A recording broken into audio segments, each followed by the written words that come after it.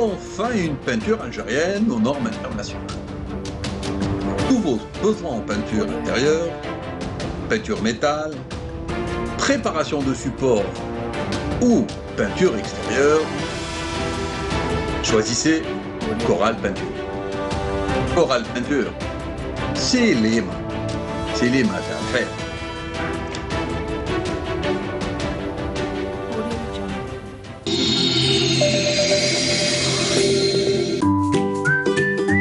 Tout en couleur avec Coral Peinture.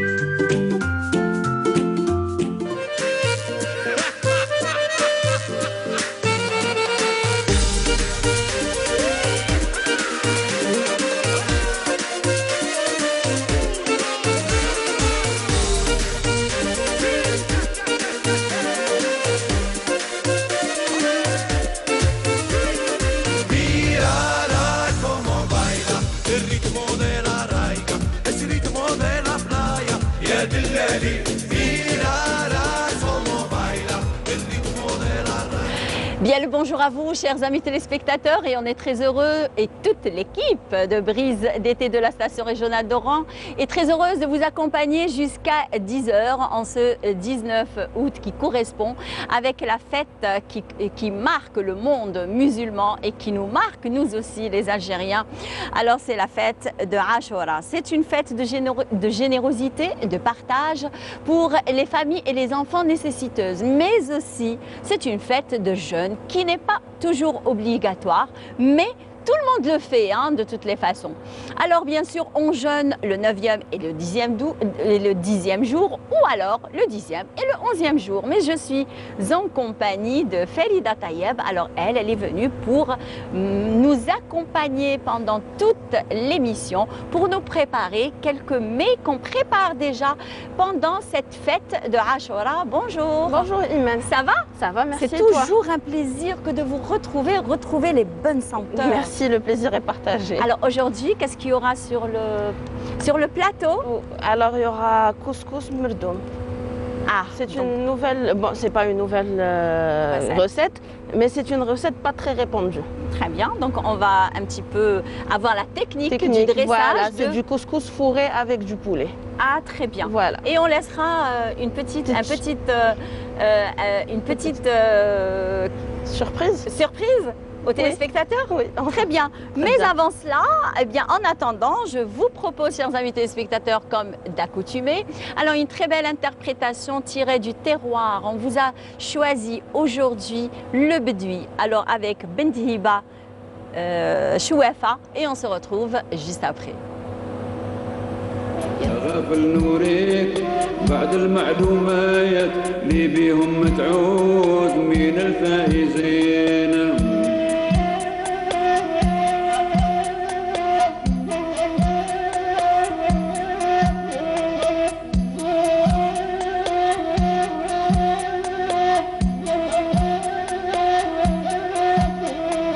عمر صندق يا الفهم حسنايات كي عملوا كل ما هما مؤمنين اجتنب بجميع فعلين السيايات اجتنب ما حرايم رب العالمين لا خيرت يا عايم في ذا المعصيات نجي نفسك يا الفهم الدريانه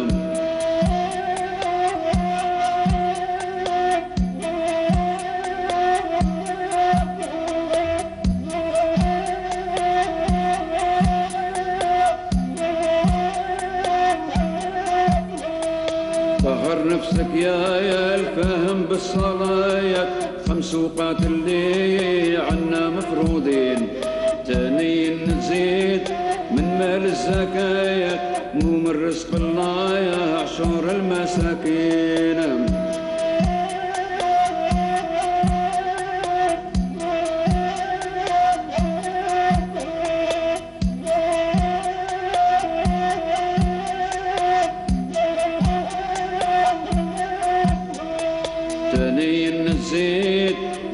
الزكايات ومن رزق الله يا حشور المساكين تاليت النصوم رمضان نهارايات معدودين حسايا حتى ل30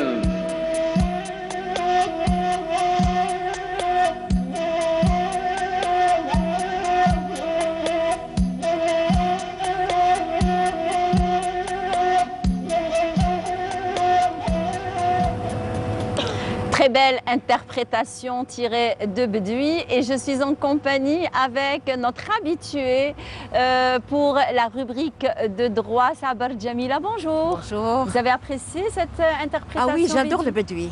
J'adore. Donc ça nous renvoie à nos racines. Exactement. Voilà, la chanson du terroir, la chanson oranaise du terroir, au Cheikh Melhoun et tout. J'adore. J'espère qu'on a bien choisi. Très bien. Allez, très bien. Alors aujourd'hui, il sera question de parler des sanctions. Tout à fait.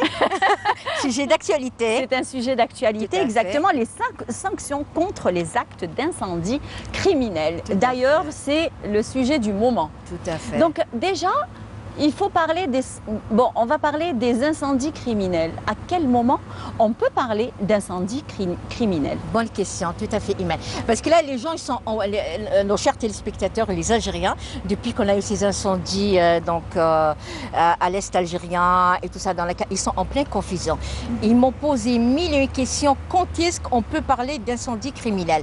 Donc, j'ai décidé de brosser un bref historique de ce que c'est les incendies criminels. Les incendies en général et en dernier l'incendie criminel. Quand est-ce qu'on peut qualifier un incendie d'incendie criminel? Voilà. Donc les incendies, le législateur, il les a classés selon leur gravité et selon le nombre d'auteurs et selon les conséquences de l'incendie.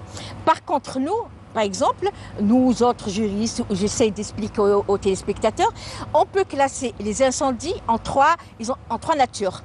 La première, c'est un incendie qui est, c'est-à-dire issu d'une négligence, c'est-à-dire pendant l'été, les fortes chaleurs, un débris de verre, un barbecue mal éteint. Et on connaît l'histoire pastorale algérienne, c'est-à-dire ils ont toujours brûlé ce qu'on appelle les débroussailles. Voilà, mais ils le faisaient avec, il y avait des règles, et ça ne touchait pas les forêts et tout ça. Donc ça, on le connaît depuis des siècles et des siècles. C'est une tradition chez les fellahs algériens et tout. Ensuite, il y a ce qu'on appelle l'incendie pyromane. Les pyromanes, oui, je suis curieuse, je suis vraiment curieuse comme nos chers amis téléspectateurs d'ailleurs. Le pyromane, c'est quelqu'un de malade, qui a une pathologie malade. Alors, les criminologues et les psychiatres, ils ont dit que la pyromanie, elle relève plus de la perversion que de la maladie. Donc, c'est quelqu'un qui a c'est-à-dire une pulsion irrésistible d'aller brûler tout. Les forêts, les bâtiments, où il passe, il brûle. Il y en a beaucoup. C'est un danger public. Tout à fait, tout à fait. C'est un danger public. C'est comme le tueur en série. Ah ben, c'est pareil.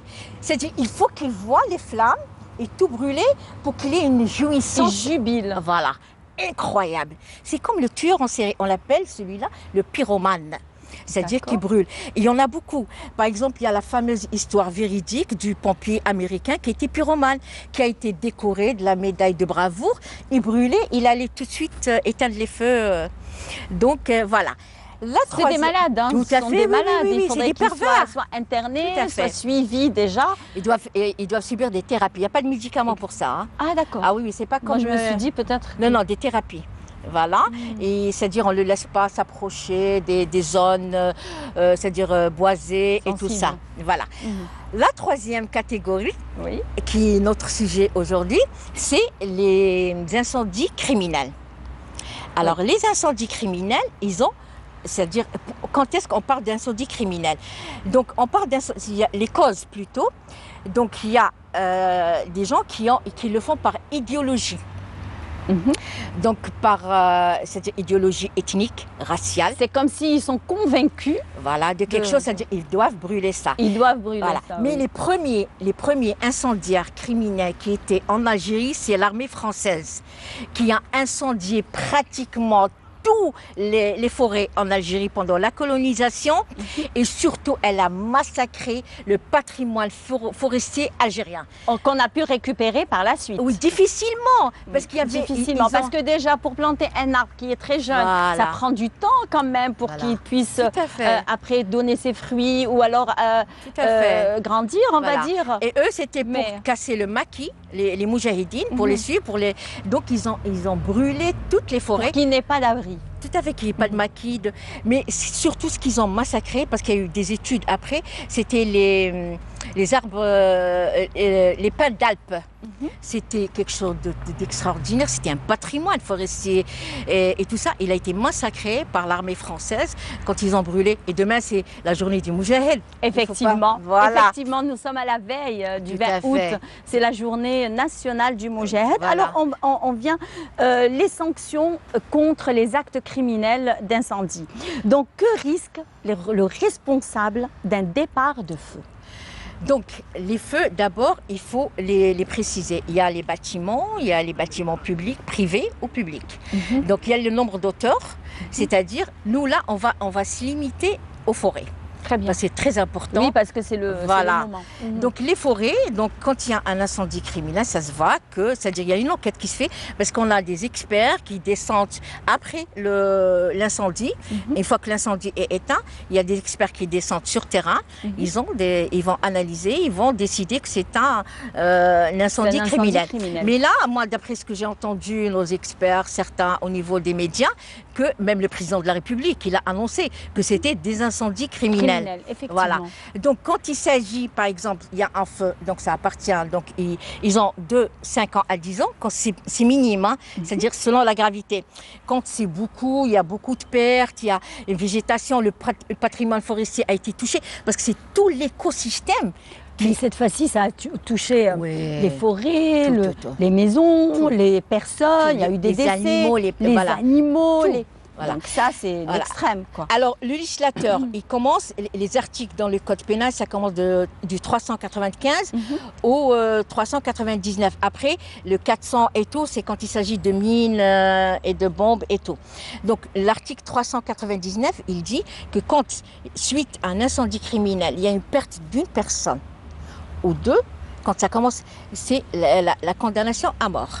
Ça, c'est une ou deux personnes. Voilà. Alors, imaginez, nous, qu'est-ce qu'on a eu comme on a eu 69 personnes pratiquement victimes. Oui, voilà. oui. Et nos valeureux militaires, Allah yarhamhum, là, 29 jeunes militaires, que l'État a vraiment besoin de ces jeunes militaires et tout ça. Oui. Donc, 69, en plus les dégâts.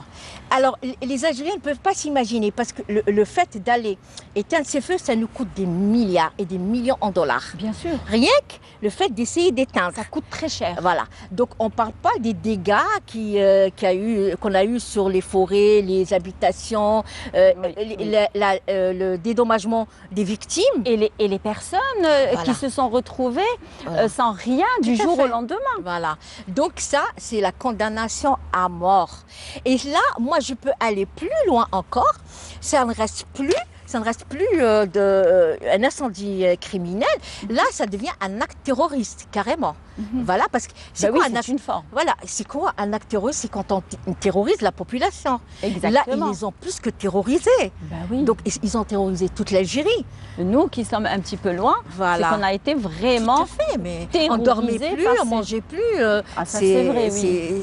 C'était invivable. Et c'était une agression. On pensait beaucoup plus aux personnes qui sont là, qui sont sans abri, qui sont sans rien du tout. Alors c'est pour ça qu'il y a eu quand même des caravanes de solidarité. Oui, énorme. Énorme, ouais. oui. Alors quelles sont les peines pour les responsables directs des feux de forêt? La condamnation à mort, la peine capitale. Alors, sachant que l'Algérie a suspendu la condamnation à mort depuis 96, 97, je pense, là, tout le monde... Donc, alors, nous, ce qu'on a appelé le ministre, l'ancien ministre de la Justice... Mais on n'a jamais eu de condamnation à mort en Algérie? Si, avant. Ah bon? Si, il y en a eu. Je ne savais pas. si. Il y en a eu. Donc, mais ensuite, ça a été suspendu. Donc, c'était un jugement de condamnation à mort, mais l'exécution était suspendue. Mais maintenant, les gens le demandent. Il est temps qu'on réactive cette condamnation à mort. Il faut. Ils ont tué, ils ont massacré. C'est un génocide, en quelque sorte. C'est pas possible. C'est criminel. Voilà, carrément. plus que criminel. Donc, c'est un génocide humain, écologique. Et quelles sont les sanctions des personnes qui ont contribué? Ce ne sont pas eux qui ont allumé, mais ils ont contribué. Ils ont incité. Bah oui. Voilà, la condamnation à mort. Aussi. Ah oui, c'est des traîtres, ces gens-là. C'est des traîtres, carrément. C'est-à-dire, ils ont touché. Ce sont les traîtres de l'État. Tout à fait, de la nation, de l'État, de la sécurité de l'État. tout, de l'économie de l'État. C'est-à-dire, c'est pas, moi ce que j'ai dit, il n'y a pas... Ce n'est pas un acte minime. Voilà. Il n'y a pas une seule condamnation. Ils ont plusieurs chefs d'inculpation. C'est-à-dire, ils pourront plus Et voir... quels sont ces chefs d'inculpation? Alors, moi, selon moi... Selon vous, en tant que femme de loi. Voilà. En tant que Donc, femme il n'y a de loi. pas que incendie criminel, il y a ce qu'on appelle crime de trahison, déjà. Bah Donc, oui, il y a- ils ont trahi le Voilà. peuple, Tout à fait. la Et nation, Voilà. le pays. Tout à fait. Oui. Donc, il y a atteinte à la défense nationale. Eh ben oui. Voilà, parce qu'ils veulent fragiliser l'Algérie, ils veulent fragiliser la sécurité nationale et tout ça, et atteinte à la défense nationale et à l'économie nationale aussi, puisqu'on est, sur le plan économique, ils nous ont donné un sacré coup. Hein. Voilà, donc...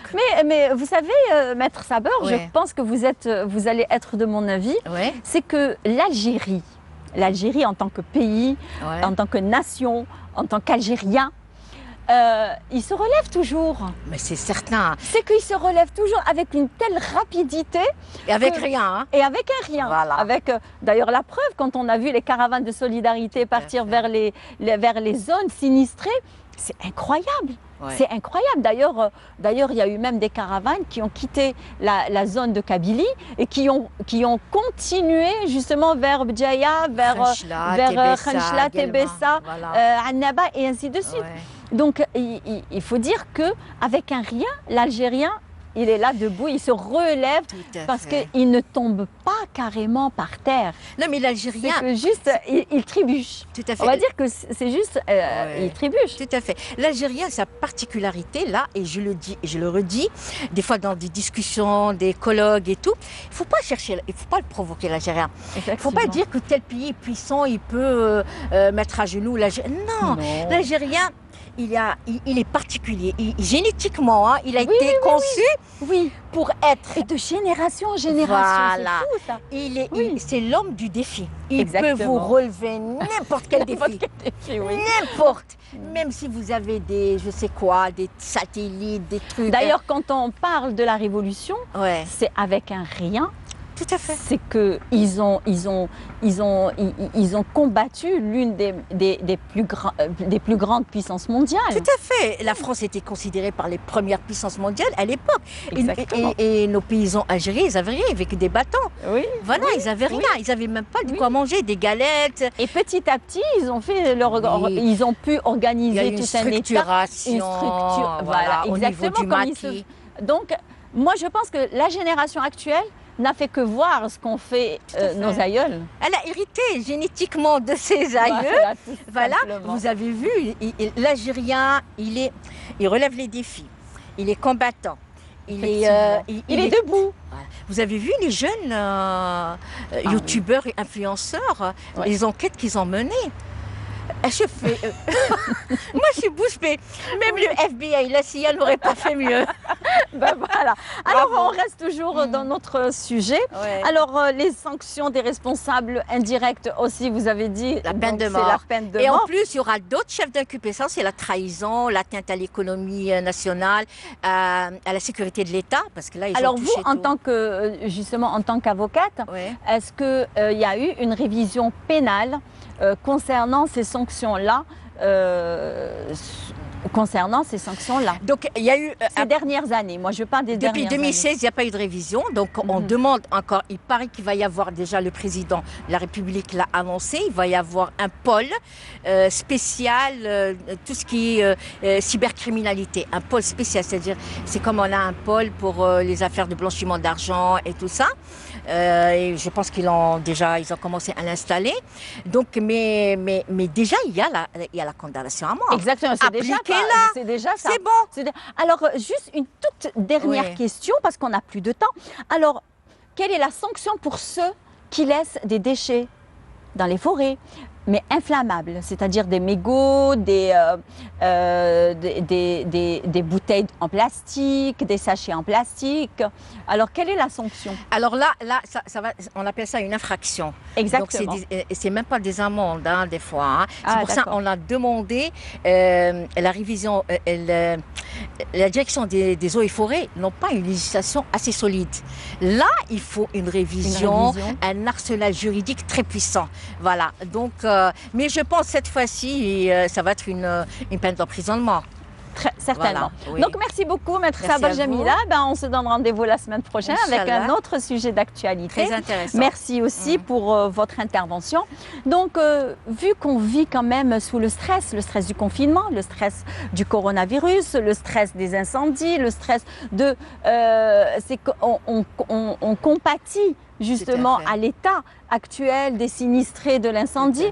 Donc notre Selim Skandar, notre journaliste, lui, il s'est intéressé sur l'impact du stress sur le système immunitaire et on se retrouve juste après.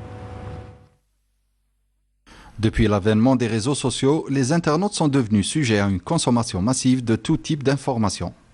Pour le journaliste Benziyen, c'est une méthode rapide et efficace pour s'informer, dont les conséquences sont parfois extrêmement néfastes. Cette photo est assez représentative justement du véritable challenge auquel on fait face aujourd'hui avec l'avènement des fake news au niveau des réseaux sociaux. Parce que justement celle-ci est un parfait mélange entre le véridique et le faux. Donc il y a par exemple certaines images dessus qui sont vraies, donc notamment les moutons enflammés et tout ça, qui oui, elle a véritablement existé. N'empêche que la photo qui est juste au-dessus ne date pas du récent incendie qu'a connu la région de la Kabylie, mais d'un précédent incendie qui a eu lieu en Turquie.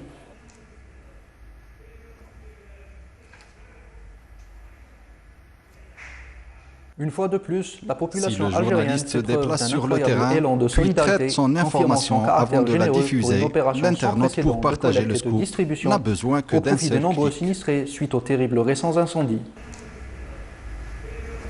Donc oui, il est nécessaire de toujours prendre un peu de recul, quand ne pas succomber plus ou moins au sensationnel et à l'émotion, et toujours prendre un peu de recul en analysant de loin toute information qui circule, notamment en vérifiant les sources, la provenance de ces informations et même la véracité de certaines vidéos. Pour la psychologue Dehan, le stress généré par les réseaux sociaux pourrait diminuer notre système immunitaire, un sérieux danger en cette période de pandémie. Les études ont aussi prouvé que le stress a un effet direct sur le système immunitaire. Donc quand on a une dose de stress plus élevée que la norme, donc les cellules immunitaires vont être hyperactives. Et l'hyperactif les cellules va faire une inflammation. Donc tant que le système immunitaire est inflammé, c'est-à-dire qu'il est réduit, qu'il ne fait pas correctement son travail. Du coup, le stress a deux effets très contraignants sur notre corps. Là, ça d'un effet, c'est-à-dire physique. D'un autre côté, n'oublions pas que le stress peut engendrer une anxiété et l'anxiété peut nous emmener à faire un épisode dépressif. L'épisode dépressif peut être majeur comme il peut être modéré. N'oublions pas que quelquefois, les gens sont sur les réseaux sociaux pendant des heures et des heures en train de voir que de mauvaises choses, que de mauvaises ondes. Vous savez que des fois, les neurones sont morts parce qu'on n'entend que de mauvaises choses.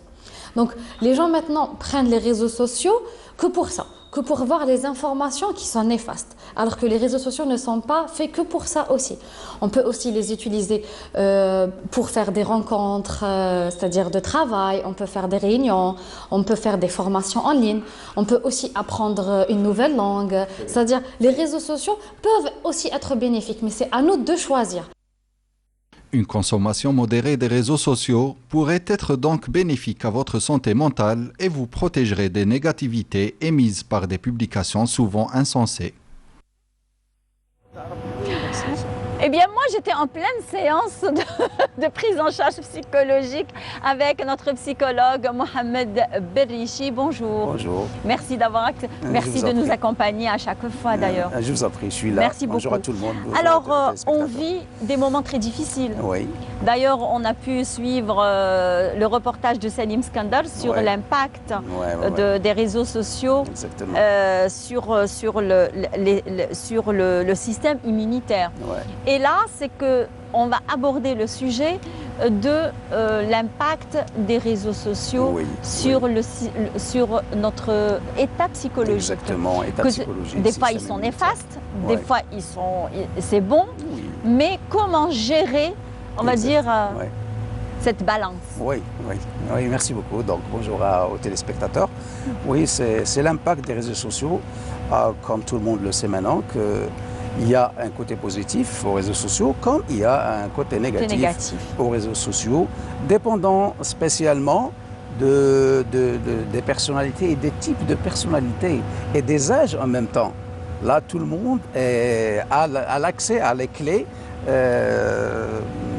de naviguer n'importe où et n'importe comment. Donc, il y a premièrement, il y a les types de personnalités.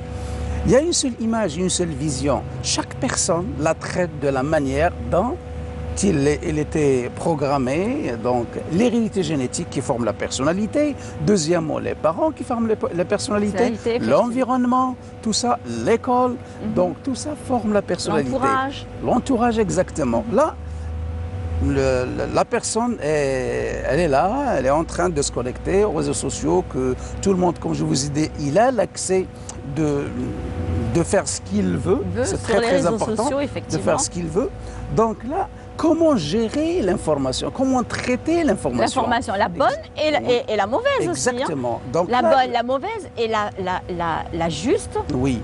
Et aussi les mensonges. Oui, la juste et les mensonges maintenant dépendant des types de personnalités. Voilà. Par exemple, là, je vais expliquer un petit peu simplement les types de personnalités dans l'ennéagramme. Par exemple, là, on a le médiateur. Le médiateur, il est en train de voir une image, mais il l'interprète à sa manière. Effectivement. Son type de personnalité. Là, par exemple, l'altruiste. L'altruiste, c'est une personne qui peut aider, qui veut aider toujours les gens. Il la traite de sa manière. Le gagnant, sa manière. Donc, l'observateur, sa manière. Vous voyez, donc là, le médiateur, on a aussi le perfectionniste. Le perfectionniste, il traite l'information à sa manière. Alors, là, traiter l'information, ok, quel est l'impact sur cette personne qui est en train de traiter cette information d'une manière dont il était programmé?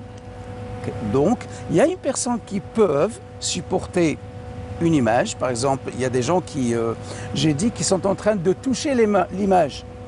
Ils sont touchés avec leurs yeux. Donc, il entre à l'intérieur de l'image. Effectivement. Okay. Il y a des gens sensibles qui, qui étaient affectés avec cette image. Des images choquantes. Voilà, trop choquantes. Oui. Donc, on parle du système immunitaire. Et l'image et l'information.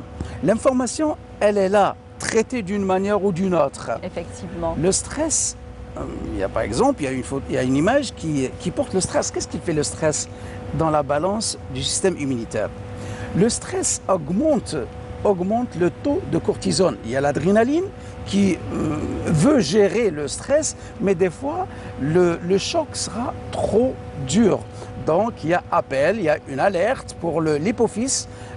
L'hypophyse qui est installé l'hypothalamus, il y a une alerte au secours pour traiter ce stress. Il y a le taux de cortisone qui va monter. Donc, quand le taux de cortisone va monter, il y a une perturbation, il y a un système immunitaire qui va s'abaisser. C'est tout à fait normal. Et là, on peut être atteint de n'importe quel virus.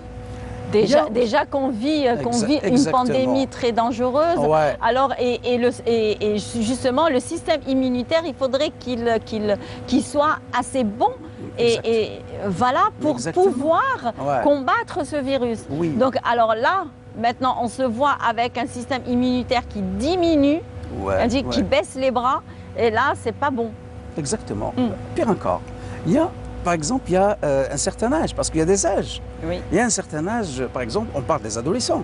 Des adolescents ou bien des enfants même, qui sont en train de voir, qui sont aux réseaux sociaux. Effectivement. Donc, ils sont en train de gérer les informations simplement avec l'intelligence ou bien le cerveau émotionnel. Oui. Donc, tout ce qui est émotionnel, ils vont l'absorber. Ils vont l'absorber, exactement. Surtout que maintenant, ils veillent jusqu'à une heure tardive, jusqu'au petit matin. Ça, c'est un inconvénient. Même veiller la nuit pour l'enfant ou bien pour tout le monde, c'est un inconvénient. Donc, c'est un ennemi pour le système immunitaire. En plus de ça, il y a l'impact très, très important de l'addict. Oui. Ah, c'est une drogue maintenant. Elle est devenue une drogue. Pour des gens, les réseaux sociaux, c'est une drogue. J'attends un message, j'attends la réponse d'un message, elle va provoquer un stress. Okay, en attendant ce bip-là.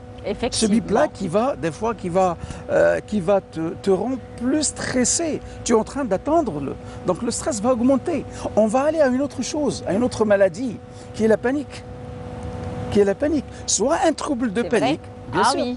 C'est vrai, on est tous paniqués déjà concernant la Covid-19 parce que là, il est là avec nous. Et maintenant, on panique parce qu'on se sent peut-être un petit peu désarmé. Exactement. Un petit peu... Exactement. Mais le taux de stress va nous mener à une panique, à un trouble de panique. Après, ça sera, attention, ça sera une panique à répétition. Trouble de panique, après, c'est bon, c'est une crise de panique et après, un trouble de panique qui va être, il faut qu'il soit traité après. Alors, docteur, comment gérer le stress du confinement? Ah oui, exactement. Donc, premièrement, j'ai dit, c'est quoi le stress? Le stress, ça se passe à l'intérieur. Ah bah oui. Donc, on ne le voit pas, on le ressent. Exactement. On dit quoi? Premièrement, gérer l'imagination, gérer l'information. Gérer l'idée, c'est très important parce que gérer l'idée, c'est gérer les émotions. Exactement. Et gérer les émotions, c'est normal qu'on va gérer le comportement. Arriver au comportement qui est, on a deux pouvoirs, Iman. On a un pouvoir privé divisé en deux parties, qui est le pouvoir, et un pouvoir public qui est divisé en deux parties. Pouvoir privé, c'est penser et ressentir. Okay? On a le pouvoir public qui est divisé en deux parties, qui est parler et agir. Si on contrôle très très bien les pensées, c'est tout à fait normal qu'on va contrôler les émotions et les émotions vont contrôler le pouvoir public qui est parler et agir. Très important. Donc gérer l'idée qui est très très important. Parce que l'ennemi, je dis toujours, qui est l'ennemi de toi? C'est tes idées, c'est toi. C'est pas l'extérieur. Ben oui. C'est toi. Donc, comment gérer cette information? Là, il faut travailler sur ça. J'ai toujours, il faut travailler sur ça. Il faut travailler sur l'idée. Maintenant, on a une technique très très importante qui est la psychologie positive. Oui. Il faut positiver. Il faut positiver toutes les choses. Même si cette chose-là, ça apparaît pour toi, elle est négative, il faut voir de l'autre côté, positiver les choses et tu vas voir. Tu vas voir l'impact positif sur toi, sur tes sentiments et sur ton comportement. Alors, juste une toute dernière question, docteur. Alors, comment maintenir un bon équilibre? Ok. Le bon équilibre, premièrement, c'est facile ou difficile? Tout dépend de la personne. Très bien, d'accord. Tout dépend de la personne, tout dépend de l'environnement et tout dépend de la préparation de la personne. Est-ce que tu veux vraiment changer? On a toujours, je dis, la personne idiote, stupide, la personne idiote qui emprunte toujours le même chemin et attend un résultat autre. Il faut changer le chemin. Des fois, si tu es arrivé toujours à un chemin détruisant, un mauvais chemin. Donc, changer le chemin, changer les idées, changer le chemin, emprunter un autre chemin. Comme on dit, docteur, il n'y a que les imbéciles qui ne changent jamais d'avis. Exactement. Exactement. Il faut toujours changer d'avis pour voir, c'est normal, d'autres issues. Effectivement. Et d'autres destinées même. Parce que arriver à une destinée, il faut changer premièrement l'idée. L'idée, c'est l'action. L'action, c'est le quotidien, le travailler quotidiennement. Après, c'est normal que la mentalité se change et quand la mentalité change, c'est automatiquement que la destinée se change. C'est très, très important. La contamination aussi, Iman. L'environnement, la contamination. Ah oui, c'est le cocon. Bien sûr, c'est la contamination. C'est la cellule sociale qui est très importante. Effectivement, le cocon familial. Exactement. Parce que si on est en compagnie de personnes qui sont négatives, systématiquement, on a des idées très négatives. Si tu as le pouvoir de changer ces négatifs, ok. Si tu n'as pas le pouvoir, tu n'es pas vraiment... Il faut les éviter. Exactement. De préférence, il faut les éviter et changer ton quotidien si ton quotidien t'empoisonne. Eh bien, donc on se retrouve la semaine prochaine. Inch'Allah, oui. Moi, je dirais que la semaine prochaine, peut-être que je vais vous suggérer un sujet. Je ne sais pas si vous allez être d'accord avec moi. On abordera comment gérer le deuil. Oui, très important. Très, très important. C'est important? Oui. Je suis concernée. Simplement, il y a une chose pour le désestime de soi. aux réseaux sociaux, très important. Ah oui. Parce qu'il y a beaucoup de gens qui sont en train de suivre et les mannequins et ainsi de suite. Ils veulent les imiter et là c'est très grave pour eux. Ils se désestiment et ça c'est un problème qui des fois mène au suicide. Je m'excuse mais ça va mener au suicide. Oui. Il va pas il n'accepte pas la perte de des personnes il très s'accepte proches. pas et l'action ramène et mène à la réaction. Oui. Action amène à la réaction et là c'est très grave. C'est très très grave, oui. Très bien, merci beaucoup. Je vous en prie. Eh bien, vous êtes vacciné? Pas encore. Pas encore, oui. Très bien, d'accord. Oui. Moi, je me suis faite vacciner, ça y est, c'est bon. Eh bien, aujourd'hui, nous allons passer au sujet réalisé par notre journaliste Fatima Merar, sur l'implication du personnel de la station régionale d'Oran. Ils se sont fait vacciner eux aussi. Eh bien, on vous laisse avec ces quelques passage des personnes, des travailleurs et on se retrouve juste après.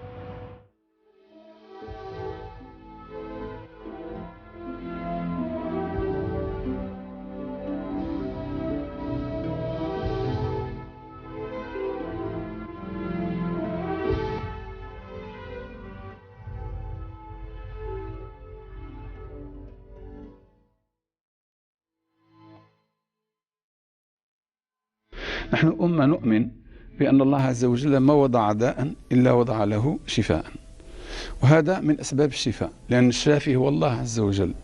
والإنسان المفروض يعي أن حياته كاملة ماشية على لي فاكسين.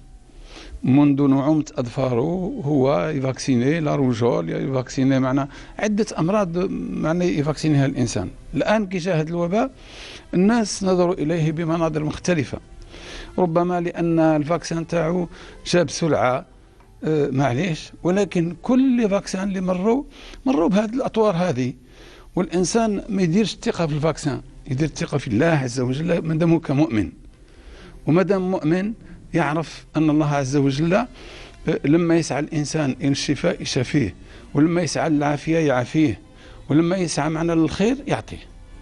نؤكد على أهمية تلقي هذا اللقاح، خاصة في هذه الأيام الحرجة اللي نعرفوها مع تفشي هذا الوباء.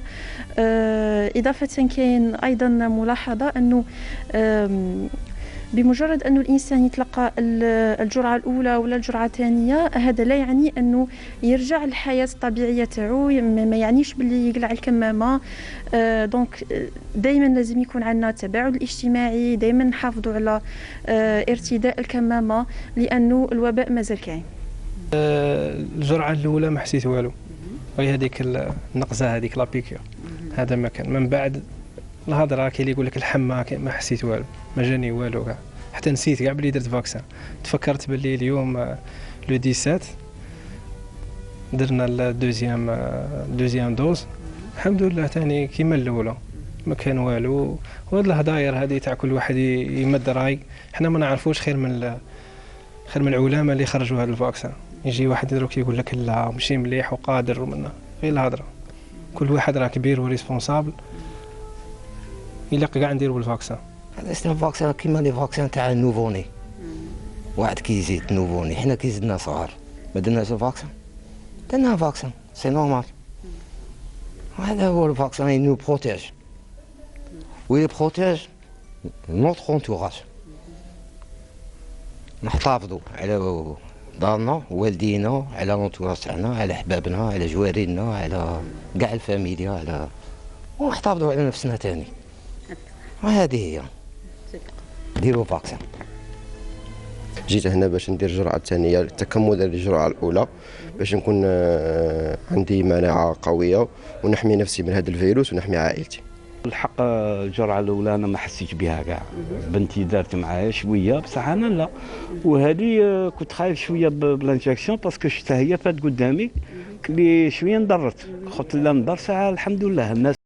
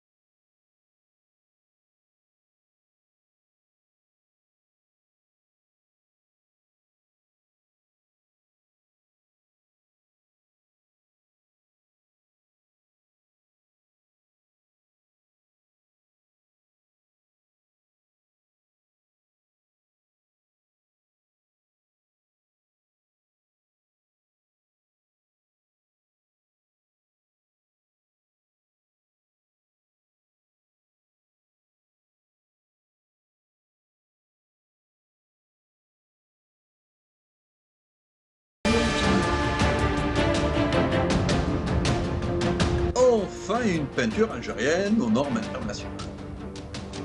Tous vos besoins en peinture intérieure, peinture métal, préparation de support ou peinture extérieure, choisissez Coral Peinture.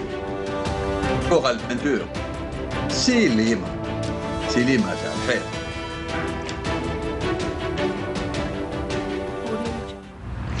Eh bien, Coral Peinture est notre sponsor officiel de votre émission estivale Brise d'été.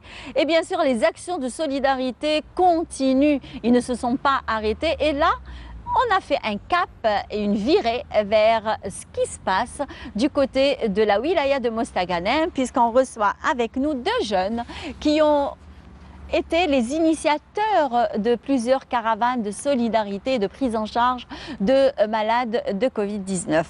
Et bien, sans plus tarder, je suis avec Madame Aboud Youssala. Vous êtes orthophoniste de formation. Oui. Merci d'avoir accepté notre invitation. Merci et d'avoir fait le trajet le matin de Mostaganem à Oran. Merci à vous, merci pour votre invitation. On est très content d'être parmi vous aujourd'hui. Merci beaucoup. Vous n'êtes pas seul puisque vous êtes accompagné de Monsieur Boudia Wassim. Alors vous êtes président du collectif pour le CHU de Mostaganem, mais aussi vous êtes interne en médecine. Donc d'abord merci pour votre invitation. Je vous remercie au nom du collectif pour le CHU de Mostaganem et à mon nom personnel. Donc merci. Merci à vous d'avoir fait le trajet avec Youssala jusqu'ici pour nous parler un petit peu de l'idée initiale de cette action de solidarité. Donc d'abord, avant tout, c'était une obligation pour nous de faire cette action car avant tout c'est l'esprit humain qui exige la solidarité, l'union entre le peuple algérien, au-delà de toutes les différences. La solidarité, l'entraide, l'amour de ce pays a exigé au groupe, à tout le groupe pour faire cette action. Personnellement, j'essaie toujours de me rappeler qu'on appartient à cette nation, à une seule nation, qui est l'Algérie. Et ce n'est pas n'importe quelle nation. Oui, c'est une nation vraiment exceptionnelle, que ce soit par son histoire, par sa population qui est aussi exceptionnelle, et sa culture qui est diversifiée. Mais aussi, on ne doit pas oublier qu'on appartient tous à une seule famille, qui est la famille humaine.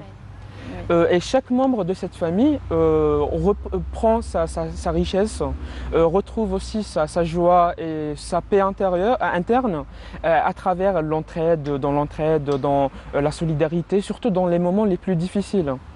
C'est vrai qu'on vit actuellement dans la peur, des fois dans l'inquiétude générale qui est inquiétude mondiale. On est sous stress pour le moment. Entre les incendies, les complications de la pandémie aussi, qui est en augmentation continue actuellement. D'ailleurs, qui est l'origine du stress, d'ailleurs qui est vraiment la principale origine du stress actuellement. Même la dépression avec le confinement et tout. Effectivement, voilà. Donc, mais il y a un point positif, c'est durant cette période difficile, le peuple algérien et la population mondiale a pu montrer que l'avenir de ce monde, l'avenir surtout de l'Algérie, sera meilleur, Inch'Allah. Par toutes les actions menées par le peuple algérien, les actions de solidarité, ça fait plaisir, vous positivez. Oui, bien sûr. On doit garder espoir pour avancer et pour aussi... On dit que l'espoir fait vivre. Oui, pour gérer aussi la situation, parce que sans espoir, on ne peut pas gérer. Et personnellement, je suis très content d'appartenir à ce peuple. Je suis très content d'appartenir aussi à cette communauté algérienne et surtout à ce groupe de volontaires. Parce que d'avoir des jeunes et des moins jeunes... Alors, pardon, est-ce que vous avez créé un groupe de volontaires dès qu'il y a eu les incendies ? Oui, en fait, on est une association agréée, on est une association médico-sanitaire à l'origine, mais on a plusieurs commissions. Parmi les commissions, il y a la commission bénévolat qui travaille en permanence, mais on a créé un groupe spécialement pour ces incendies, pour la collecte des dons pour ces wilayas qui sont touchés par... les incendies criminels. Très bien, alors là, je m'adresse à vous, Youssala. Alors, comment s'est faite l'organisation de ces actions de solidarité? Alors, premièrement, c'est une expérience à la fois émouvante, mais aussi plein d'espoir. Plein d'espoir pour une Algérie meilleure, Inch'Allah. On a commencé le 11 août. La collecte c'était durant une semaine et notre compagnie a pris la route hier pour arriver à Skikda et remettre les dons au niveau du croissant rouge de Skikda. Et là aussi on était au niveau du croissant rouge à Mostaganem. On remercie toutes les associations et toute la population de Mostaganem qui ils ont aidés et soutenus moralement et question morale et matérielle. Vraiment chapeau.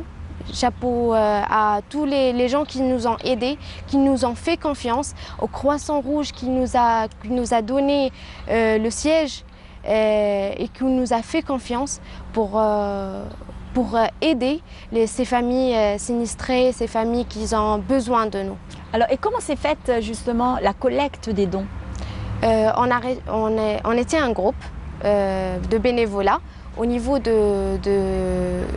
siège du Croissant Rouge. Et il y avait plusieurs associations qu'on reçoit tous les jours. Il y avait plusieurs personnes à Mostaganem qui ont ramené des dons.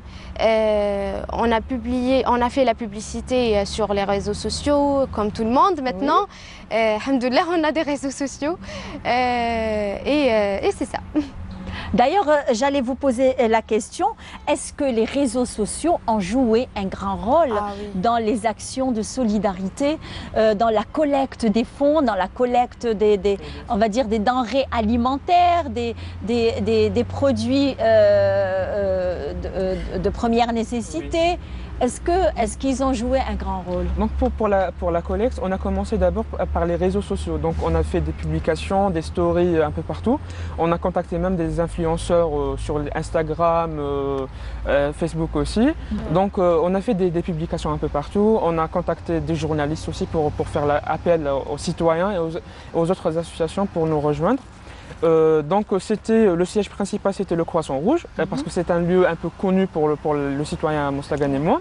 Ça se trouve au niveau du centre-ville et on recevait les dons tous les jours. On commençait vers 10h du matin jusqu'aux 19h30. Donc on a programmé des groupes de bénévoles, donc c'était une permanence, on peut dire une permanence au niveau du siège.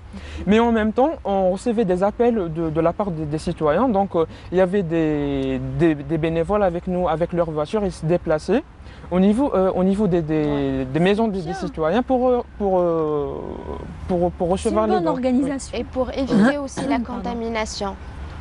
Pour ne pas venir au siège, c'est nous quand... Exactement, pour qu'il n'y ait pas beaucoup de monde dans le même endroit. Exactement. Et comme elle a dit, il y avait plusieurs associations qui se sont mobilisées avec nous pour la collecte, pour faire la collecte au niveau des maisons et tout. Et il y avait une petite action, genre on était dans le siège, c'était vers midi, on recevait une maman avec un enfant de 7 ans. Il a ramené une petite somme d'argent, il voulait aider la wilaya de Skikda avec sa somme. Oh là là, c'est touchant. Oui, une tirelire avec une petite somme d'argent et il a parti acheter il a ouvert sa tirelire et il a acheté des dons pour les familles sinistrées. Oh là là, c'est touchant ça. À peine 7 ans. 7 ans. Alors vous voyez, elle est belle l'Algérie. Hein. On voit des enfants qui ramènent leurs petits sacs, leurs petits trucs pour les donner à d'autres. Et c'est ça qui est émouvant. Alors, et quel est votre programme actuel? Donc, comme elle a dit, genre les dons sont pré-route hier pour la wilaya de Skikda. Ah d'accord, ils ont pris la route hier. Ah très bien. On va lancer une deuxième campagne. C'est par rapport, on a reçu un appel de la part de plusieurs professeurs en médecine au niveau de l'hôpital Che Guevara ou l'hôpital de Mesra. C'est par rapport à la collecte de tout ce qui est matériel médical, tout ce qui est matériel de protection, masques, gants, gel hydroalcoolique, même des bouteilles d'oxygène. Donc on va lancer cette collecte pour aider le personnel soignant et pour aider aussi les malades. Donc ce sera une deuxième action de bénévoles. Très bien, donc on se donne rendez-vous quand? Bientôt. Dans une semaine. Dans une semaine. Dans une semaine. Eh bien, avec un grand plaisir. Hein. Le plaisir est partagé. Merci beaucoup. Très bien. Alors, je vous invite à suivre avec nous. Je vous invite vous aussi. Hein. Moi, je ne vous lâche pas comme ça, du moment que vous avez fait un long trajet le matin. Allez-y, oui, un petit message. Je profite de l'occasion pour faire passer juste un petit message à travers Canal Algérie, spécialement aux jeunes Algériens. Oui. Donc il ne faut pas oublier qu'on a entre nos mains l'avenir de ce pays. Effectivement. Et quel pays? L'avenir de l'Algérie. Exactement, l'Algérie, ce n'est pas n'importe quelle nation. Il faut savoir que le sol algérien... C'est un lourd fardeau qu'on porte. Oui, hein. oui. Pour essayer d'honorer nos martyrs, oui, car le sol algérien regorge de sang appartenant à des martyrs, donc c'est pas facile à conserver. Donc il faut qu'on soit unis, il faut qu'on soit solidaires entre nous, le peuple algérien et surtout les jeunes, oui, pour garder l'union de ce pays, parce que l'Algérie c'est un seul peuple et une seule terre. Donc vive l'Algérie et vive les Algériens. Très bien, vive les Algériens. Merci. Alors sans plus tarder, je vous emmène avec moi avec une petite pause musicale avec Shafiq Hadjadj, Ya Lutf Allah Al-Khafi, et on se retrouve juste après. القدر ألطف الله الخافي الطف بنا فيما جرت به القدر ألطف الله الخافي الطف بنا فيما جرت به القدر ألطف الله الخافي والطف بنا فيما جرت به القضاء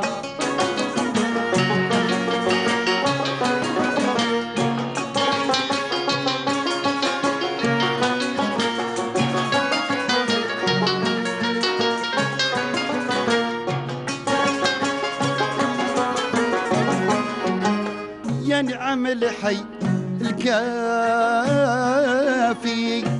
فينا شر الوقت ما نشوفه غيار يا مول الفضل الوافي فضلك ما يتنهى ولا تحوز الشطر عجل بدواك الشافي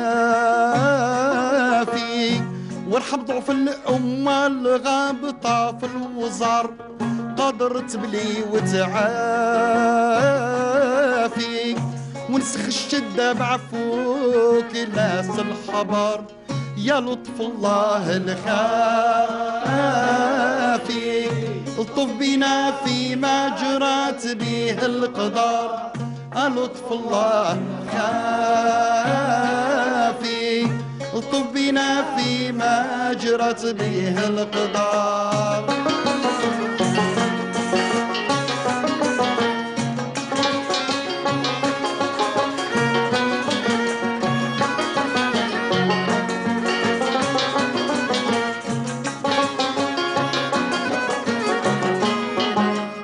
ارحمنا يا رحمن يا قطيب الحسن لو خدت العصيان كنا عاصيين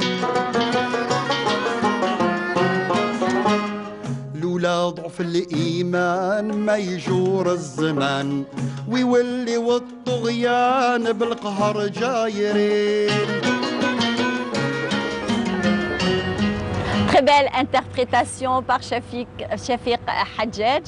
Alors c'est surtout qu'aujourd'hui c'est la bonne occasion d'écouter cette belle chanson puisqu'aujourd'hui c'est Ashura. Alors bonne fête à tous les musulmans et notamment tous les Algériens. Eh bien je vous laisse sans plus tarder avec mon collègue et ami Ilyes Benziyen et sa rubrique cinéma. Bonjour. Bonjour Iman, comment allez-vous? Ça va? Ça va. Vous allez bien? Ouais, très bien. La baisse? Très bien. Alors la deuxième dose? Un peu ça y est, fatigué. c'est fait? Oui, oui, c'est bon, c'est fait. Très bien, alléluia. Très bien. Ouais. Alors, je vous laisse avec votre invité. Très bien. Alors, bonjour, chers amis téléspectateurs, et bienvenue dans ce tout nouveau numéro de la rubrique cinéma. Un numéro assez spécial, car aujourd'hui, nous allons vous parler d'un film d'animation. Ah, un film d'animation. Oui. Vous aimez le cinéma d'animation? Oui, j'aime bien. Eh bien, ça tombe bien parce que justement, le film d'aujourd'hui a une particularité, c'est que ce dernier n'est pas forcément destiné aux enfants. Ce dernier a Destiné été... aux adultes. Oui, il a été conçu spécialement pour un public adulte. Alors, c'est un film qui commence à faire de plus en plus d'écho au fil des années. C'est un film d'animation français qui est réalisé par Jérémy Clapin.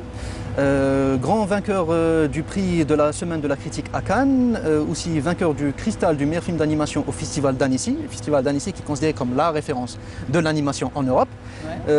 César du meilleur film d'animation et tenez-vous bien aussi une nomination pour l'Oscar du meilleur film d'animation. En plus. En plus, oui. Donc c'est un film au concept assez particulier.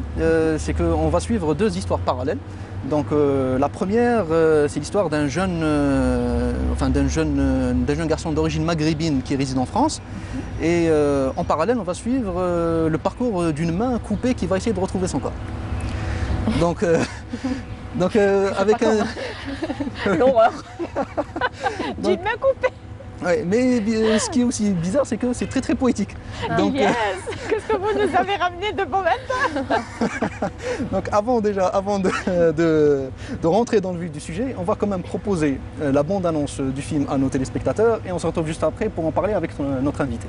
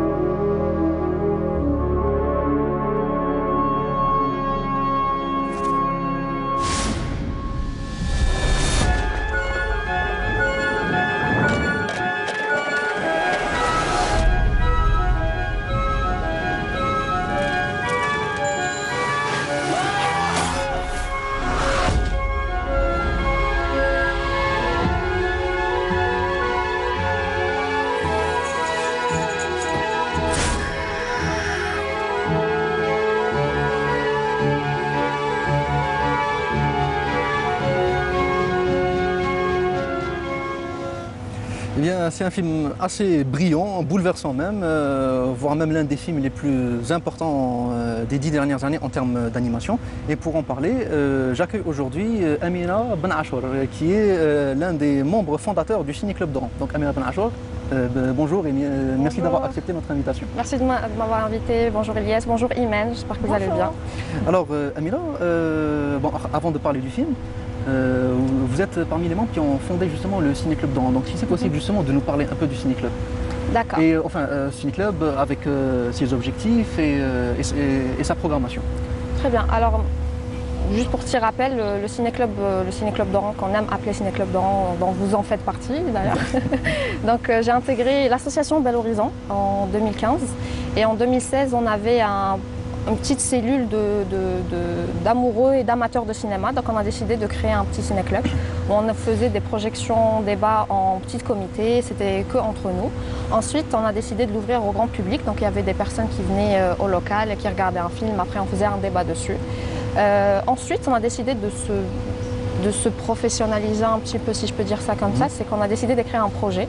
Donc un projet où on peut former des animateurs en cinématographie, c'est-à-dire qu'ils seront précis sur cette animation-là. Et l'objectif, c'est d'apporter quelque chose en plus au ciné-club. C'est pour dire que quand il y a une personne qui vient regarder un film avec nous, peu importe son âge, elle va apprendre quelque chose. C'est pas vraiment écolier, c'est-à-dire qu'il y a un cours où on doit écrire et tout, mais quand ils vont sortir, ils vont se dire « Ah oui, non seulement on a pu parler, on a échangé, mais en plus on a appris quelque chose. » Donc c'est ça l'objectif du Ciné-Club. Très bien, très bien. D'accord. Donc maintenant revenons un peu au film. Oui. Donc le film qui s'appelle « J'ai perdu mon corps ». Donc voilà. Moi j'ai pas perdu mon temps, ça va. Hein. On perd pas notre temps, on est ensemble là. Donc le film s'appelle « J'ai perdu mon corps ». Là c'est encore pire. Donc c'est un film que vous avez vu justement. Oui. Alors avant de commencer à en parler, bon, quand même, il ne faut pas négliger le fait que le film a un concept assez particulier. Oui, oui, Donc, tout à fait. mais qu'est-ce que vous en avez pensé quand vous l'avez vu pour la première fois?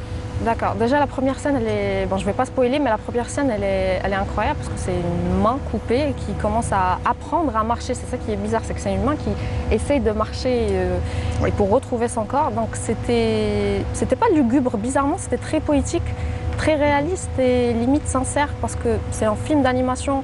Bon, c'est un petit peu une honte pour moi d'être parmi le ciné-club, j'aime pas trop les films d'animation, ou sinon des Disney. Mais un film d'animation comme ça, aussi réaliste, aussi sincère et authentique, on n'en voit pas vraiment. Donc j'étais très surprise du fait que j'ai accroché rapidement, bien qu'on ne comprend pas vraiment rapidement de quoi il s'agit. On voit juste une main en train de marcher, on comprend qu'elle essaie de retrouver son corps, vu le titre. Oui. Mais dans ce cas-là, on se dit c'est le corps qui doit retrouver sa main, c'est pas le contraire. Oui, et on ne voit pas justement le rapport avec l'histoire qui se déroule en parallèle, celle de Naoufel qui mène juste une vie banale de tous les jours. Donc on ne voit pas justement, au début, on ne voit pas le rapport entre les deux histoires. Exactement, il y a deux histoires, il y a plusieurs histoires parallèles qui se chevauchent. Il y a cette histoire, moi, que j'ai identifiée par rapport à la main comme cette quête d'identité, parce qu'on voit en flashback la quête d'identité de Naoufel. Donc il y a un Naoufel petit, donc le personnage principal, dont la main a été coupée. Donc le Naoufel petit qui a des rêves, qui se dit moi je vais devenir cosmonaute ou pianiste, musicien. D'un autre côté, on a le Naoufel adulte qui essaie toujours de retrouver son chemin, d'essayer de trouver sa place dans la société. Et la main qui essaie de retrouver Naoufel et qui part dans des embûches, qui a une mémoire surtout. Parce que c'est à travers ce que la main touche qu'on retrouve les flashbacks et qu'on voit comment s'est déroulée l'histoire, comment ça a fini par être coupé du reste du corps. Oui, justement, là-dessus, bon, vous me tendez une perche parce que justement le film est très très chargé, même en symbolique. Donc bon, là vous avez parlé justement de la symbolique de la main qui reflète à tout ce qui relève de l'identité. Il y a aussi un autre point dont j'aimerais parler avec vous, c'est aussi la présence de la mouche dans le film. Oui. Donc il y a une mouche qui est présente plus ou moins dans la plupart des moments clés du film. Exactement. Donc on va avoir une mouche qui va se manifester. Donc justement, est-ce que pour vous, cette mouche-là a justement une signification existentielle ou voire philosophique dans le film? Oui, bon, je ne l'ai pas compris tout de suite. À la première scène, parmi les premières scènes, on voit toujours la mouche sur la main. Dans les flashbacks. On la voit d'ailleurs dans le premier plan. Dans le premier plan, oui. On la voit dans les flashbacks et on la voit à la fin. Donc j'ai pas trop compris ce que représentait la mouche. Je savais que ça représentait quelque chose jusqu'à pas la fin, mais le personnage dit qu'il veut dribbler le destin. C'est que nous, en tant qu'être humain, on est destiné à faire quelque chose, qu'on a un seul chemin, quoi qu'il arrive, on va y aller. Donc pour moi, la mouche, elle représente le destin, parce que je vais revenir, si je peux, vers l'un des premiers plans, où on dit qu'il y a Naoufel qui parle avec son papa et il lui dit comment je vais faire pour chasser la mouche, comment je vais faire pour l'attraper, parce qu'elle bouge rapidement. Donc son père lui dit il faut viser à côté, donc il ne faut pas l'attraper là où elle est, mais là où elle sera, où tu penses qu'elle sera. Donc cet aspect de revenir vers le destin, de dribbler, d'aller là où il s'y attend pas, aussi de donner carrément une entité au destin. C'est comme si c'était un être à part entière qui contrôle la vie. Ça relève du pur subjectif, mais à mon avis, ça représente plus ou moins l'antagoniste du film, le destin. On le voit presque comme quelque chose de néfaste, de très très négatif. Exactement, c'est vrai. C'est vrai, exactement. Donc, bon, là-dessus, je voudrais bien avoir votre avis parce que justement, il y a plusieurs analystes de cinéma qui se sont penchés sur la question. Ils ont dit que le film, justement, est une réflexion sur ce que fait d'être un immigré. Donc, est-ce que justement, vous pensez que le film traite justement de ce sujet d'une manière subtile ou dissimulée ou pas du tout selon vous? Personnellement, je n'y ai pas pensé jusqu'à vous le relever maintenant. Mais finalement, oui, parce qu'on se dit quand il était au Maroc, je crois que c'est ça, il était au Maroc. On ne le mentionne pas. Parce qu'on dit pas, on sait juste que c'est un pays maghrébin. D'accord, parce que j'avais l'impression d'avoir lu dans la pancarte quand il va à l'aéroport qu'il y avait écrit, mais bon. Donc oui, son rêve c'est de devenir un grand musicien ou un cosmonaute, et à la fin il finit par être, bon, il n'y a pas de son métier bien sûr, mais à la fin il finit par être un livreur de pizza, que je précise très médiocre. Donc finalement, il n'a pas réussi peut-être qu'à réaliser ses rêves quand il était dans son pays natal et que par la suite, plutôt qu'il voulait réaliser ses rêves et par la suite, après ce qui s'est passé, il a eu des difficultés. Je ne sais pas si c'était une manière subtile de dire les conditions d'un immigré, peu importe d'où il vient. Oui. Mais maintenant que vous le dites, oui, je vais le re-regarder, je vais revoir. Très bien. Donc bon, là-dessus, je voudrais bien vous poser une autre question. Parce que par exemple, le film, comme on vient de le mentionner, c'est un film quand même très mature. Oui. On oublie carrément que c'est un film d'animation, parce qu'il traite quand même des thématiques très profondes. Donc, est-ce que croyez-vous que le film aurait eu un même impact s'il avait été réalisé en live, donc avec de véritables acteurs, avec une main peut-être en 3D, en CGI? Est-ce que croyez-vous que le film aurait eu la même beauté visuelle, la même poésie visuelle? Mon propre avis, je ne pense pas, parce que sincèrement moi, si j'avais vu le film avec des personnes réelles, comme vous venez de le dire, je pense que je l'aurais interprété comme un film d'horreur. Il y a des films d'animation d'horreur, mais j'aurais peut-être pas accroché comme j'ai accroché en le voyant en film d'animation. Parce qu'il y a cet aspect très innocent du dessin animé. Ouais. Du coup, on s'y accroche et on remarque plus de détails. On se dit, bon, il n'y a pas les émotions du visage du comédien. Ouais. Donc, on va s'accrocher au son, on va s'accrocher à l'histoire. Il y a vraiment cet aspect où c'est pas lugubre. On sait que c'est violent, mais c'est pas lugubre. Oui. Oui. En fait, justement, là, parce que vous avez parlé justement de l'aspect du détail, parce que il faut pas oublier le fait que le film, justement, est l'un des films d'animation qui a coûté le moins cher de toute l'histoire. Enfin, parmi ceux qui ont coûté, parce que là où, par exemple, les films d'animation justement de Disney coûtent 300 voire même 400 millions de dollars, celui-là, il a coûté 5 millions d'euros. Donc pour un film d'animation, c'est pratiquement rien du tout. Donc, et principalement parce que justement le film a été réalisé avec un logiciel gratuit. En plus, oui, il est très bien réalisé. Oui, c'est le logiciel Blender, en fait, que presque tout graphic designer connaît. Donc c'est vraiment un logiciel assez amateur, donc c'est assez limité en termes de propositions. Oui. Et pourtant, on a l'impression vraiment que le film relève du parfait. Donc il y a vraiment certaines séquences qui sont juste sublimes, donc notamment tout ce qui relève de l'aspect technique, donc tout ce qui est les mouvements de la main. Donc croyez-vous justement que cet aspect pourrait remodeler toute la manière de concevoir justement l'animation à l'avenir? Oui, je pense que c'est possible pour les personnes, les amateurs de films d'animation qui veulent en réaliser. Je pense que ça va même les pousser à choisir d'autres options pour alimenter le film, parce qu'on en parlait tout à l'heure, il y a cet aspect où on traite de la vie quotidienne qu'on ne retrouve pas dans des vrais films qui, moi, personnellement, m'agacent. C'est-à-dire quelqu'un qui tousse, quelqu'un qui fait tomber un verre, quelqu'un qui arrange sa chemise, on ne voit pas. C'est très esthétique, c'est très lisse. Ce film-là n'est pas du tout lisse. Mais on réussit à s'identifier, donc peut-être que ça a un rapport avec le fait que ça n'a pas pas goûté cher, donc il devait alimenter le film. Mais oui, il est très bien, il y a de bons plans en plus. Il y a des profondeurs de champ incroyables, on a l'impression que c'est un vrai film. Enfin, il y a une mise en scène très élaborée. En fait, c'est un vrai film. D'ailleurs, justement, là-dessus, je commence avec, je finis avec une dernière question. Justement, c'est est-ce que, étant donné qu'avant on considérait plus ou moins le film d'animation comme un médium destiné spécialement aux enfants. Maintenant arrive ce film qui va complètement chambouler la donne. Donc est-ce que croyez-vous que justement ce film pourrait être un pionnier justement dans une démocratisation de ce médium pour finalement être un médium qui touche tout le monde, grand et petit? On peut même y aborder toutes sortes de thématiques, adultes ou enfantines. Ah mais totalement. Je pense que si on peut l'utiliser comme une référence. Après, j'ai peut-être pas regardé tous les films d'animation. Je pensais qu'il faisait du court-métrage, donc peut-être que c'est son premier long-métrage, le réalisateur. Mais oui, totalement, parce que comme je l'ai dit, il traite d'un aspect qui est très simple finalement et qui plaît. Donc, c'est pas un film pour enfants, c'est sûr, mais on peut envisager d'aimer les films d'animation. Exactement, sans que ça soit enfantin. De toute façon, ça nous fait évader d'une certaine façon. Moi, personnellement, je regarde beaucoup Tom et Jerry. C'est vrai que c'est très sympa. Oui. Ah, j'adore. Pour déstresser, c'est un bon plan pour déstresser d'ailleurs. Vous aimez là? Oui, beaucoup. Moi, je suis un éternel enfant, j'adore ça.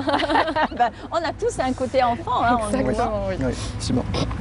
C'est bon. Donc, merci beaucoup, Amina Benachou, d'avoir partagé avec moi aujourd'hui ce plateau pour parler de ce film que j'aime énormément. Merci Amina, et vous passez le bonjour à Nadia. Ça sera fait, merci beaucoup. Voilà. Merci beaucoup à toi aussi. Merci Ilyes, alors on se retrouve la semaine prochaine? Absolument. Avec un autre thème? Comme d'habitude. Lequel?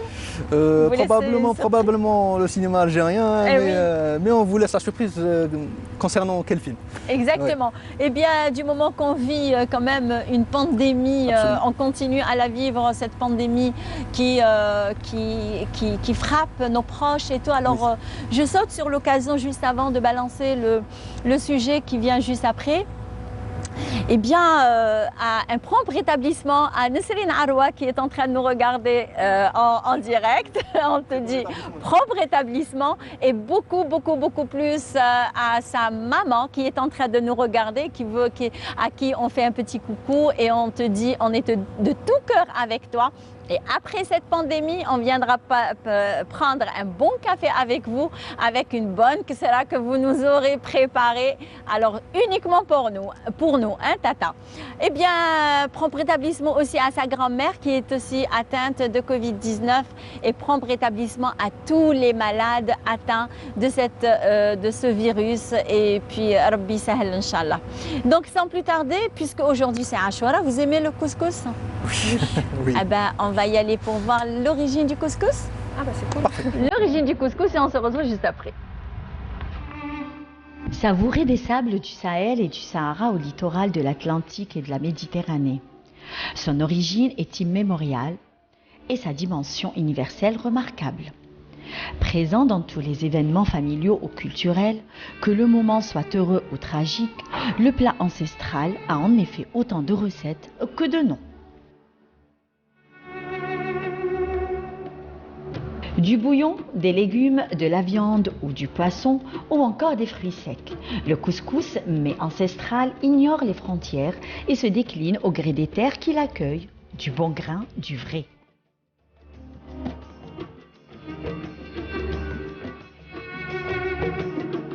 Le plus vieux couscoussier au monde, datant du XIe siècle, a été découvert en Kabylie, où l'on cultivait déjà le blé et le mot couscous vient du mot berbère kiseksou ou encore seksou.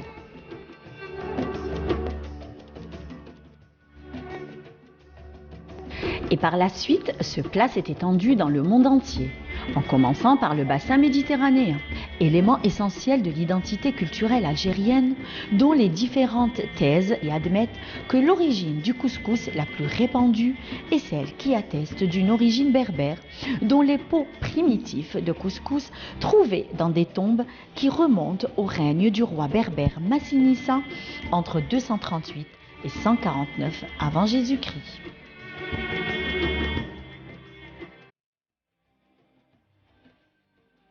La méthode de préparation et de présentation demeure très singulière puisque la graine de couscous est faite avec de la semoule de blé dur, de l'eau et éventuellement du sel et de la farine roulée à la main.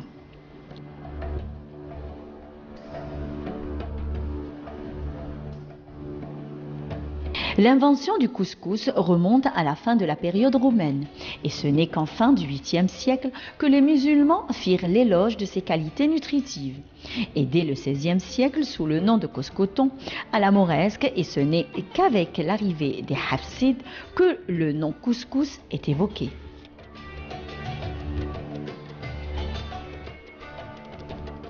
Un plat aux 1000 saveurs, un seul mets qui appelle tant de significations. Au-delà de son caractère festif, le couscous est le symbole de la générosité et porte la baraka. Le couscous est entré officiellement au patrimoine mondial immatériel de l'humanité à l'UNESCO.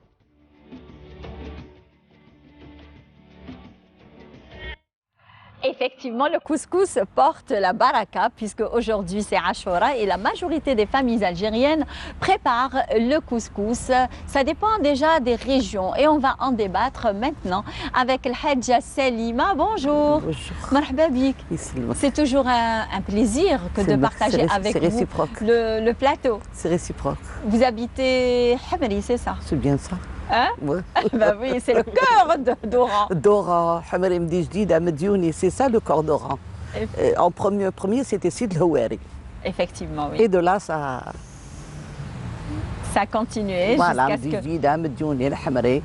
Et la majorité, il y a des familles oranaises, les vieux, hein, كما انا بويا الله يرحمه هذا بير الجير وهذو قرينا عمري ما سمحت بهم ما يعرفوش اللي كوني با فوالا يافي كو سي كارتيي هذوما لي كارتي بوبيلير تاع اوران D'ailleurs, quand on dit le Hamri, c'est Oran. C'est Oran. C'est Oran. Quand on dit Mdi Jdida, c'est Oran. C'est Oran. Sid Louari, c'est Oran. Oui, Oran. Et ça fait plaisir quand même. Ça fait plaisir, mais à la Oran. Eh bien, aujourd'hui, on va parler de Ashura. Oui. Ashura, le côté traditionnel, le côté religieux. Alors, comment fêter avant Ashura? Surtout dans le quartier de Hamri, parce qu'ils sont restés toujours dans les traditions. Oui, oui, voilà. C'est vrai, c'est vrai. C'est vrai. Quand on dans les autres quartiers, il y a des gens. Le charme de cette. تسمعك غادي تاكلي باردون تسمعك غادي تاكلي الرقاق دول كانت اللي باغي وهي ما elle n'est pas habituée à ça. Habituée à ça. Ouais. Tandis que les familles oranaises, elles sont habituées à Ashura, Sidna, مولود النبوي. Oui. Sidna, oui. ال 27 الشعبان هادو كاع سون تابيتوي لي فامي اوغانيز عندهم هذا النهار عندهم حاجه يديروها فيه كيما عاشوراء فوالا يا اون شوز مازالت باقيه عند لي فامي اوغانيز دوطخ فامي نعرف بلي ما يعرفوهاش وما يديروهاش وما يخدموهاش الدنبه. Exactement. Nous, on le fait, hein. Nous, on le fait. D'ailleurs, bon, moi, je me suis tue parce que les gens, ils ne parlent plus de ça. Plus de ça. Exactement. Donc, ils la cuisinent aujourd'hui. البارح انا تفكرت قلت لكنتي قلت لها والدنبه كي نديروا لها قالت لي تفكرتيها تهضر قلت لها لا ما نسيتهاش نديروها من بعد نديروها طعام. Exactement. Il y a des familles يديروا بركوكس اليوم كو ماشي لا جورني تاع بركوكس. نو بركوكس انا غير افواغ افيك سيت جورني. سي الرقاق. سي الرقاق بالديك ولا ماشي الديك كان الداند. سي سا الرقاق. وتشوفي لي فامي ما كانش تروحي عند المراه كوموندي كيلو ولا زوج ولا يديروه في ديارهم. يديروه في ديارهم كو دروك ما كاش لا يدير في دارها. الحمري elles le font. كاين دي فامي او هنايا يديروها. Maintenant il l'achètent. il achète ما عرفت روحها كاع كي دايره هذيك المراه لاشات داك الكيلو زوج ثلاثه ولاشان عليها وكل شيء مي فوالا beaucoup de choses ont changé. Et vous le faites à la maison? ما belle-fille de temps en temps pas tout le temps. كيما من صايبه لا ما احنا عندنا نتاعنا من الفاميليا اللي دير لصحاب فاميليا كاع دير لهم. Alors du moment que vous m'aviez dit déjà votre belle-fille aujourd'hui elle jeûne. Ouais. Et c'est vrai Ashura on jeûne le 9e et le 10e jour. Alors comment se passent ces 2 jours? Se passe très bien. فيهم بركه ما تعبيش بروحك تكوني خايفه وديبي ولا فلان غدوه كي غادي نفوت النهار ومنا يفيشو منا جو سي فاتيغي نو نو نو يا غيان دو تو بروغرامي روحك الصباح نوضي لصويرحاتك كشري منا روحي ديري فطورك صاي كملتي اذن صلي الظهر روحي توكي حطي راسك صاي وجا العصر الى جورني تيرميني. Effectivement. Voilà. Et comment fêter Ashura avant à Oran? C'était comment? فيتي عاشوراء اوغان سيتي الرقاق اللي كيما اليوم الرقاق بالقسطل بالحمص فوالا بالدجاج كاين كاين اللي ما تعرفش كاع اش تهوى له سي دي شاتان. سي لي شاتان كون ترفدها وتشوفها تبقى دي شاتان. سي دي شاتان سي تو سي تو يغلوه دايوغ يغلوه بزاف دون دو لو سالي. فوالا ميم ديري حاجه اخرى تغلي فيها وديري فيها السكر لو سكر بالخف يطيبه بزاف يطريه. وديك اللي يدير الوجه تاع الزبيب من الفوق كاين اللي ما ديرهاش وشباح الرقاق هو اللفت. وي اللفت والدجاج كانوا يذبحوا الدجاجه سورتو سيتي الديك ولا لا داند. داكور. الديك ولا لا داند المارشي تاع مدينه جديده.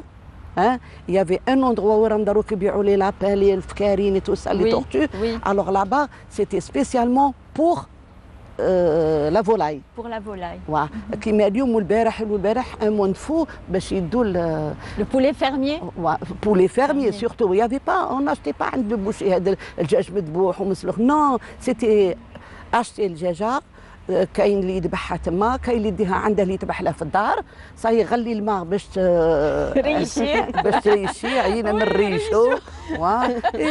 كاين حاجه هنا تبين لك باللي احنا العرب ولا احنا كل واحد يهضر على بلاده.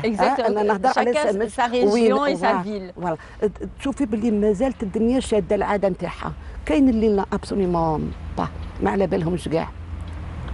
Il faut ما تنسيش باش توري هاد ولادك ولادك يقعدوا هاك Effectivement, pour qu'on puisse garder nos traditions. Exactement. Nos traditions. Eh bien, là, je m'adresse à vous, Farida Tayeb. Alors, merci déjà de nous avoir préparé Avec grand plaisir. ces mets qui sont succulents et qui donnent envie de manger.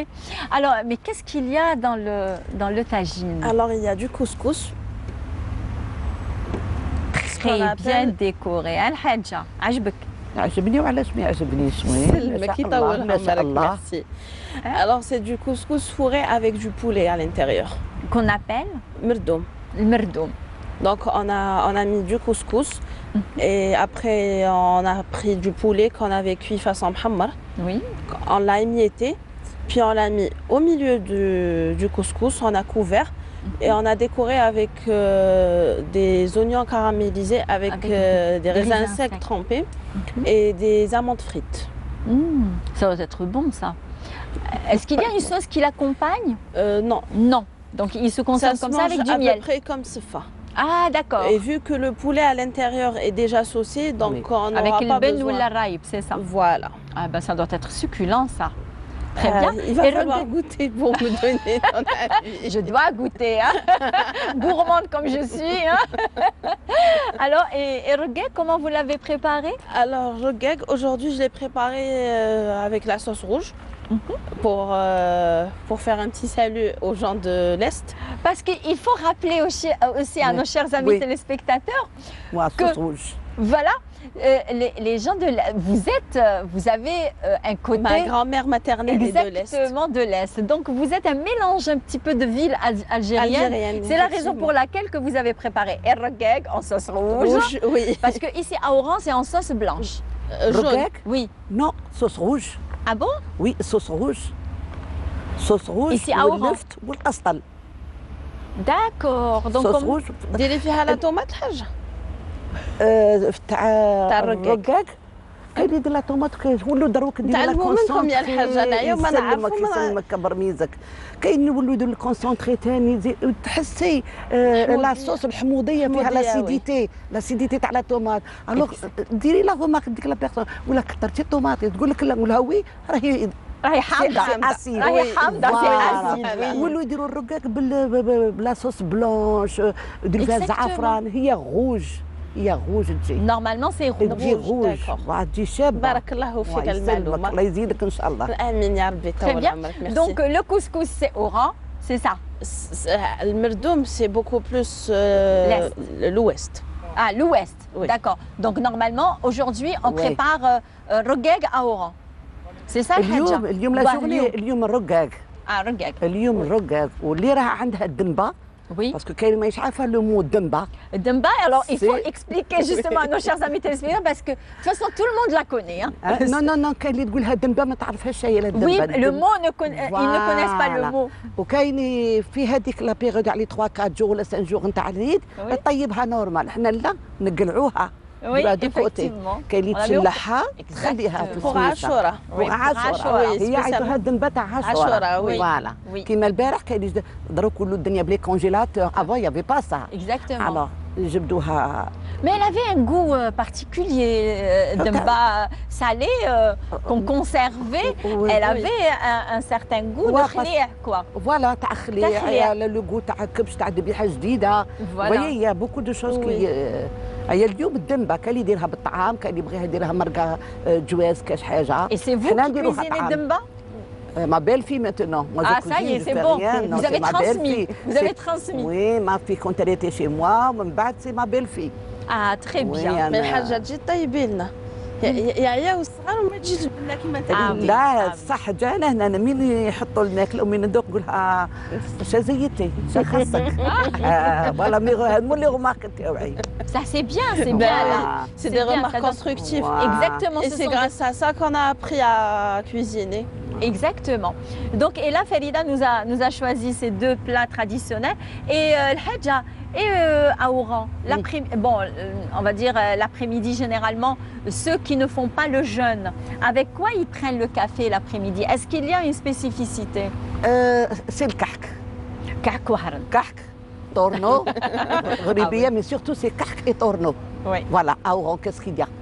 كحك كيطرنوا كما في المولود فيه التقنته وفيه شفنا يا دي جون دروك تبدلوا بزاف تقدري صوالح. تعطينا لا ريسيت تاع الكحك وهرن باسكو الكحك وهرن il a un goût il est spécial. نديروا فيه راهم يعرفوا الناس وهران بلي يديروا فيه ريحه البسباس نديروا الجنجنان نديروا اللي عندك تشينا كانت كونجولي ولا غاتي ولا زيت دو سيترون لو زيت دورانج هذا هو Il est très parfumé. D'ailleurs, voilà, هو كي تاكليه ريحته. ما حسيتش كون جبت لك معايا جبت لك مع عبد الله لا بروشين فوا جبت لك مع عبد الله خليني حقي.